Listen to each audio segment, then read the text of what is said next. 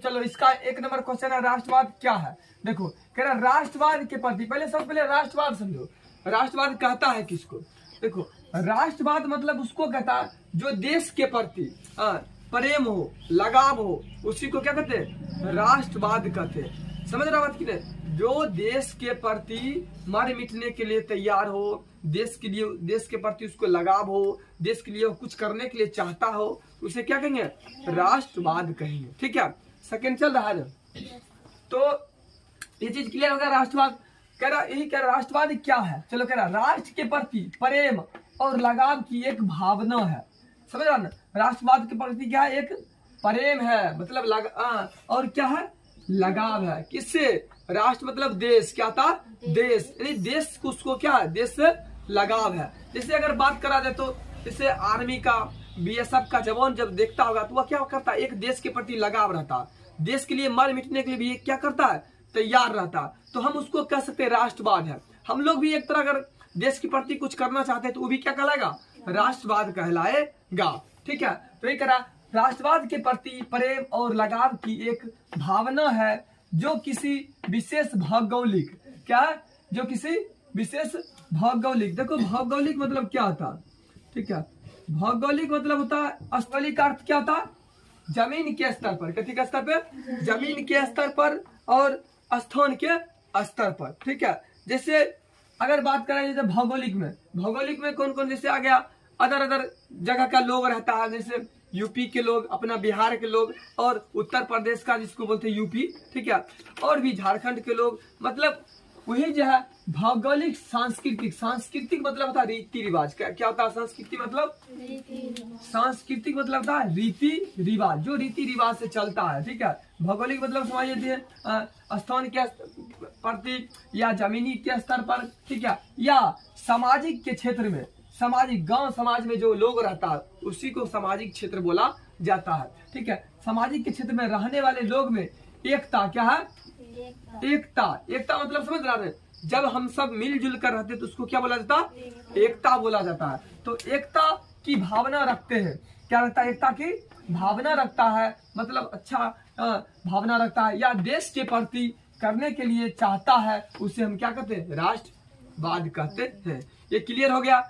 अब देखो अगर फिर भी समझ नहीं आया तो अपना भाषा में लिखिएगा। इसको रटना नहीं, हिस्ट्री रटने वाला चीज नहीं है। हम बार बार कहते हैं इसको याद नहीं करना है, डायरेक्ट तुम अपना मन से समझ के लिखेगा। ठीक है, तो कुछ नहीं है, अपना भाषा में लिख सकता है। राष्ट्रवाद हम उसे कहते हैं जो देश के प्रति प्रेम हो, लगाव हो, उसकी भावना जागरूक हो, हमें गांव समाज में एकता की भावना उससे क्या बना रहे। ठीक है, देश के प्रति कुछ करने के लिए तैयार हो, मर मिटने के लिए तैयार हो, उसे ही हम क्या कहते हैं? राष्ट्रवाद कहते हैं। क्लियर हो गया ना? चलो तो 2 नंबर क्वेश्चन क्या है? 2 नंबर मेजनी ये है जो मेजनी कौन था। ठीक है, तो बताए थे मेजनी एक व्यक्ति का नाम था, एक आदमी का नाम था। ठीक है, फिर कह रहा है मेजनी एक विद्वान आदमी भी था। ठीक है, विद्वान मतलब समझ रहा ना? बुद्धिमान था। ठीक है, पहला यही क्वेश्चन है, आंसर है जो मेजनी इटली का रहने वाला था। कहाँ का रहने वाला था? इटली का, यानी इटली एक देश का नाम था। कहाँ देश का था? जैसे हम लोग बात करते हैं, अभी हम लोग एक बेगूसराय जिला के हैं। ठीक है, और बेगूसराय जिला के रहने वाले हैं, तो उसी तरह से अपना भारत देश के रहने वाले हैं। ठीक है, उसी तरह जो मेजनी एक इटली का रहने वाला था, इटली देश का नाम था, वह एक गणतांत्रिक विचारों के समर्थक और योग्य सेनापति था। ठीक है, देखो गणतांत्रिक 2 शब्दों से मिलकर बना है। ठीक है, गण जोड़ तंत्र। गण का अर्थ होता है लोग, और तंत्र का, तांत्रिक का यानी तंत्र का अर्थ होता है विधि व्यवस्था। गण का अर्थ होता है लोग और तंत्र का अर्थ होता है विधि व्यवस्था। विचारों के समर्थक और योग्य सेनापति था।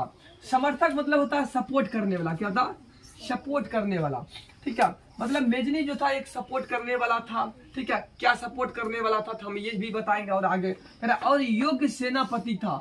योग मतलब अच्छा, लायक सेनापति था। ठीक है, कह रहा सेना मतलब सेना का समूह। ठीक है, पति मतलब सेना का मालिक। एक सेना समूह का मालिक भी था। कौन? मेजनी। ठीक है, कह रहा वह चाहता था जल्द से जल्द इटली का एकीकरण हो और इटली के एकीकरण में महत्वपूर्ण योगदान रहा था। देखो कह रहा था वह चाहता था जल्द से जल्द इटली का कथी का इटली का यानी इटली जो देश था, ठीक है, इटली एक छोटे छोटे राज्य में बटा हुआ था। क्या हुआ था? इटली जो था देश छोटे छोटे राज्य में खंडित हुआ था, बटा हुआ था। समझ रहा ना? मतलब छोटा छोटा राज्य में बंटवारा हुआ था, खंडित हुआ था, टुकड़ा होल था। समझ गया? कौन? इटली। तो यही कहा था इटली का एकीकरण हो, मतलब मेजनी जो चाहता था, जो ये टुकड़ा हुआ था, छोटा खंडित हुआ था, तो इसको जोड़ने का काम, इसको एक करने का काम कौन? मेजनी कर रहा था। कौन कर रहा था? मेजनी। यह चाहता था इटली का एकीकरण हो, मतलब ये सोचता था या बोलता चाहता था जो इटली का क्या हो? एकीकरण हो, सभी क्या हो? सभी मिलजुल जाए। समझ गया बात की नहीं? और कह रहा है इटली के एकीकरण में महत्वपूर्ण योगदान रहा था, मतलब इसी इटली को एक करने में किसका? मेजनी का एक बड़ा योगदान रहा था, एक अच्छा योगदान रहा था। योगदान मतलब समझ रहा है, इसमें समय दिया, इसमें मतलब सपोर्ट किया, किसको? इटली को एक करने में सपोर्ट किया, इसीलिए कहा गया इटली के एकीकरण में महत्वपूर्ण योगदान रहा था। फिर कहा मेजनी का जन्म 1805 ईस्वी में कहाँ में? जिनेवा में हुआ था। हम पूछेंगे बताओ मेजनी का जन्म कितने ईस्वी में हुआ था? 1805 में। हम पूछेंगे कहाँ पे हुआ था? कौन सा स्थान में? तो जिनेवा स्थान में हुआ था। ठीक है, ये तो इस ऑब्जेक्टिव से 2 ऑब्जेक्टिव निकल गया इसमें। ठीक है, अब देखो फिर से समझ लो इसका परिभाषा। बार बार कहते इसको रटना नहीं, हिस्ट्री रटने वाला चीज नहीं है। क्या लिखेगा अपना भाषा में? मेजनी इटली का रहने वाला था, वह एक गणतांत्रिक और योग्य एक सेनापति भी था। समझ रहे ना? और वह ये भी चाहता था इटली का एकीकरण जल्द से जल्द हो। क्या हो? इटली का एकीकरण जल्द से जल्द हो, और इटली को एक करने में यह काफी योगदान, महत्वपूर्ण योगदान, अच्छा योगदान दिए थे। इतना लिख देगा तो इसमें मेजनी के बारे में क्लियर हो गया। चलो ठीक है, इसको नोट कर लो। कह रहा अगला क्वेश्चन है जर्मनी के एकीकरण की बाधाएं क्या थी? देखो सबसे पहले समझो, जर्मनी जो था एक देश का नाम था। क्या नाम था? जिस तरह हमारे भारत एक देश है, उसी तरह एक जर्मनी जो था एक देश का नाम था। एकीकरण यानी जर्मनी जो था, जर्मनी छोटे छोटे राज्य, बड़े बड़े राज्य में क्या होता? खंडित हुआ था, टुकड़ा हुआ था, या बटा हुआ था, छोटे छोटे राज्य में बटा हुआ था। कौन? जर्मनी। ठीक है, तो एकीकरण इसको जर्मनी को एक करने के लिए, समझा बात? जर्मनी को एक करने के लिए, ठीक है, इसको क्या किया? एकीकरण किया। क्या किया? एकीकरण की बाधाएं क्या थी? बाधाएं मतलब होता रुकावट। बाधाएं मतलब क्या था? बाधाएं मतलब क्या था? रुकावट, बाधक। ये चीज समझ रहा ना? तो वही चीज हो गया, जो बाधाएं मतलब होता है रुकावट। चलो अगला ये है, आंसर में आप देखते हैं, कह रहा जर्मनी के एकीकरण की अनेकों बाधाएं थी। मतलब जर्मन को जब एक करने के लिए बहुत सारा रुकावट आया था, बहुत सारा बाधा आया था। अब फॉर एग्जांपल समझो, जब हम लोग कोई बड़ा एक लक्ष्य करना चाहते हैं, हासिल करना चाहते हैं, तो उसमें क्या था? हमारे सामने बहुत रुकावट आता कि नहीं था? बहुत से सामना को हम झेलना पड़ता है, तब जाके वह चीज को उस मुकाम तक पहुंचते हैं। ठीक उसी प्रकार जर्मन जो देश था, इसको एक करने के लिए जर्मन के एकीकरण को यानी एक करने के अनेक बाधाएं थी। मतलब बहुत से प्रकार के बाधाएं आया था, रुकावट भी आया था। समझ गया बात की नहीं? तो कह रहा जर्मनी लगभग 300 छोटे बड़े राज्य में बटा हुआ था। कितना था? जर्मनी जो देश था छोटे बड़े राज्य में, ठीक है, कितना था? लगभग 300 छोटे बड़े राज्य में बटा हुआ था।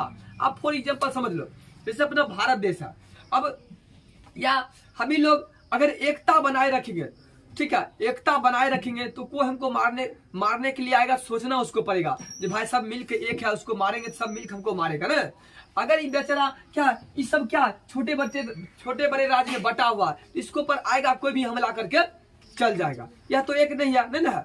तो इसीलिए कह रहा 300 छोटे बड़े राज्य में बटा हुआ है था। इन सभी राज्य के प्रमुख की अपनी अपनी अलग अलग शासक थे। मतलब जो 300 छोटे छोटे बड़े राज्य में बटा हुआ था, इस सब को मालिक था, सबका एक प्रमुख था, सब अपनी अपनी अलग अलग क्या था? शासक था। मतलब सभी राज्य में जो जितना बटा हुआ था, सभी राज्य में जो था ना, वह सबका अलग अलग सरकार था। ये चीज समझ गया? वही कह रहा शासक मतलब क्या था? सरकार, ठीक है, अपनी अलग अलग, ठीक है, यानी अलग अलग राज्य का, छोटे बड़े राज्य में जो बटा हुआ था, अलग अलग राज्य का अलग अलग सरकार था। अब देखो अलग अलग राज्य सरकार था तो ठीक है, तो वह बेचारा एकता नहीं था। यही अगर इसको एक कर देता तो सब मिलकर सरकार, सभी का सरकार क्या होता, एक हो जाता। तो इस पर कोई अगर मैं चलो हमला भी करता, क्या करता, इस पर एक पर ये सोचना पड़ेगा ना, सभी क्या एक है, ठीक है, इस पर हमला नहीं कर सकते, उसको सोचना पड़ता।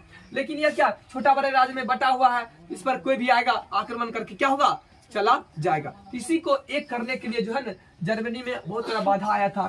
तो ये भी समझ गया, कह रहा इनकी सोच थी क्या, ये जो था छोटा बड़ा राज्य जो था, ठीक है, छोटा बड़ा राज्य जो था, ठीक है, इनकी सोच थी और धार्मिक मतलब क्या, धर्म के आधार पर, क्या था, धर्म के आधार पर, और जातीय मतलब धर्म, धार्मिक और जातीय रूप से क्या था, वे एक नहीं थे, वे एक नहीं थे। अब एक चीज समझ लो, पहले जो था ना आदमी में जातीय मतलब जात भात, जात पात, ठीक है, जाति भेदभाव था, छुआछूत था, ऊंच नीच था, लोगों में बनावट नहीं था, ठीक है, उससे छुआछूत मानता था, उससे जाति भेदभाव करता था। इसलिए क्या था, लोगों मतलब भेदभाव नहीं था, मतलब भेदभाव था, ठीक है, लोगों में एकता नहीं था। इसलिए कह रहा था इनकी सोच थी और धार्मिक और जातीय रूप से क्या था, वह एक नहीं था। इसीलिए अगर एक नहीं रहेगा, एक रहेगा जब हम कोई भी काम करेंगे एक साथ मिल करेंगे तो जल्दी कम होगा कि नहीं होगा। अब बेचारा में किसी में बनावट नहीं था, धार्मिक धर्म के आधार पर, जातीय के आधार पर किसी में एकता नहीं था। इसीलिए क्या था, जर्मनी को एक करने में क्या था, बहुत रुकावट आया था। ये चीज क्लियर होगा, समझना कुछ नहीं है, अपना भाषा में लिख देगा। लिखेगा कैसे, जर्मनी को एकीकरण को करने के लिए निम्नलिखित बाधाएं आई थी या अनेक प्रकार का बाधाएं आई थी। ये भी नहीं लिखेगा तो लिख देगा जर्मनी के एकीकरण को एक करने में बहुत सारा बाधाएं आई थी। जर्मनी लगभग 300 छोटे बड़े राज्य में क्या होता, बटा हुआ था। क्या हुआ था, 300 छोटे बड़े राज्य में बटा हुआ था। इस जो छोटे बड़े राज्य में जो बटा हुआ था, ये सभी राज्यों का छोटे बड़े राज्यों का एक मालिक था, एक शासक हुआ था, ठीक है। और जर्मनी को एक नहीं होने का कारण ये भी है, जो धार्मिक और जाति के रूप में भेदभाव था। क्या था, भेदभाव था, किसी क्या था, बनावट नहीं था, जिसके कारण क्या था, जर्मनी में बाधाएं आई थी। इसीलिए जर्मनी को एक करने में क्या हो रहा था, बहुत सारा रुकावट आया था। इतना सारा लिख लेगा ना।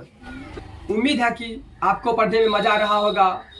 और वीडियो को अभी तक लाइक नहीं किए तो फटाफट लाइक और चैनल को सब्सक्राइब करके शेयर कर दीजिए। अब 4 नंबर क्वेश्चन है। 4 नंबर क्वेश्चन ये है, कह रहा मेटरनिख युग क्या है। देखो मेटरनिख एक व्यक्ति का नाम था, एक आदमी का नाम था। युग मतलब इसके युग में क्या क्या हुआ था, ठीक है।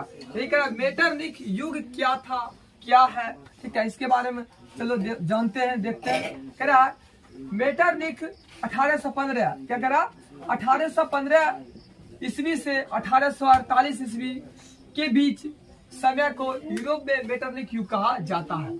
जब बोलो ना, देखो मेटरनिख जो था 1815 से 1848 ईस्वी के बीच, मतलब जब यह शासन किया था, मतलब सरकार था, शासन किया था, राज किया था। कितने ईस्वी तक, 1815 से 1848 ईस्वी के बीच के समय को यूरोप में, कहाँ पे, यूरोप में यह शासन किया था। हम पूछेंगे बताओ मेटरनिख जो था कितने ईस्वी से कितने ईस्वी तक शासन किया था, बताओ। हाँ, तो हम ये बोलेंगे 1815 से 1848 ईस्वी के बीच यह शासन किया था यूरोप में, ठीक है। फिर कह रहा इसीलिए कहा जाता मेटरनिख युग कहा जाता, इतना ईस्वी से इतना ईस्वी तक शासन किया था, इसलिए मेटरनिख युग कहा जाता। फिर कह रहा क्योंकि 1815 ईस्वी में ऑस्ट्रिया के चांसलर, कहाँ के चांसलर था, ऑस्ट्रिया भी एक देश का नाम था। ऑस्ट्रिया के चांसलर मेटरनिख का बीना मतलब था सम्मेलन। अच्छा, ऑस्ट्रिया के चांसलर मेटरनिख का बीना कांग्रेस, बीना मतलब देश का सम्मेलन जो था, सम्मेलन लिख दिया, बीना कांग्रेस सम्मेलन का नेतृत्व करने के साथ मेटरनिख युग का शुरुआत हुआ था। अब चीज समझ रहा था, सम्मेलन मतलब हो गया जो जहां पर सभी विषय में आपस में चर्चा करते हैं, उसी को बोला था सम्मेलन। क्या बोला था, सम्मेलन किसको बोला था? तो सम्मेलन हम उसको बोलेंगे जहाँ पर सभी लोग एक साथ आपस में चर्चा करते हैं, बात करते हैं, उसी को क्या कहते हैं? सम्मेलन। इसीलिए कहा गया ऑस्ट्रिया के चांसलर जो था मेटरनिख का वीना कांग्रेस सम्मेलन का नेतृत्व करने के साथ मेटरनिख युग का शुरुआत हुआ था। यदि वीना कांग्रेस का सम्मेलन जो हुआ था, ठीक है, तो उसका जो है ना उसी समय नेतृत्व किया था, मतलब लीडर था, ठीक है, नेतृत्व मतलब समझ रहा हूँ, लीडर था। इसका नेतृत्व किया था किसका? वीना कांग्रेस सम्मेलन का। हम पूछेंगे ये क्वेश्चन, बताओ वीना कांग्रेस सम्मेलन का नेतृत्व कौन किया था? मेटरनिख किया था। ये चीज क्लियर हो गया ना? वीना सम्मेलन का नेतृत्व कौन किया था? मेटरनिख किया था, ठीक है। वह कहाँ का था? ऑस्ट्रिया के चांसलर था। कौन था? हम पूछेंगे जो ऑस्ट्रेलिया के चांसलर कौन था? मेटरनिख था। वीना कांग्रेस सम्मेलन का जो नेतृत्व किया था वो कौन किया था? मेटरनिख किया था। ये चीज समझ गया ना? के साथ मेटरनिख युग का शुरुआत हुआ था। मतलब ये जो वीना कांग्रेस का जब सम्मेलन किया था तो इसका प्रचार हो गया था। क्या हो गया था? प्रचार हो गया था, ठीक है। और इसका यही से शुरुआत हो गया था। कहाँ से? वीना कांग्रेस का सम्मेलन जो किया था यही से शुरुआत इनका हो गया था, चर्चा में आ गया था, ठीक है। फिर कह रहा और अल्लाह देख लो, और 1848 ईस्वी क्रांति के बाद, कितने ईस्वी में? फिर 1848 में क्रांति हुआ था। क्रांति के बाद मेटरनिख का अंत हो गया था। 1848 ईस्वी क्या होता? हाँ, 1848 ईस्वी क्रांति के बाद जो हुआ था उसका क्या हो गया था? अंत हो गया था। इसीलिए कहा गया था मेटरनिख युग, ठीक है। अब देखो कह रहा मेटरनिख का जन्म 15 मई कितना? अब पूछेंगे मेटरनिख का जन्म कितने? 15 मई 1773 ईस्वी को हुआ था। ये चीज क्लियर हो गया? अब कह रहा इसका मृत्यु 1859 ईस्वी को हुआ था। कितना होता?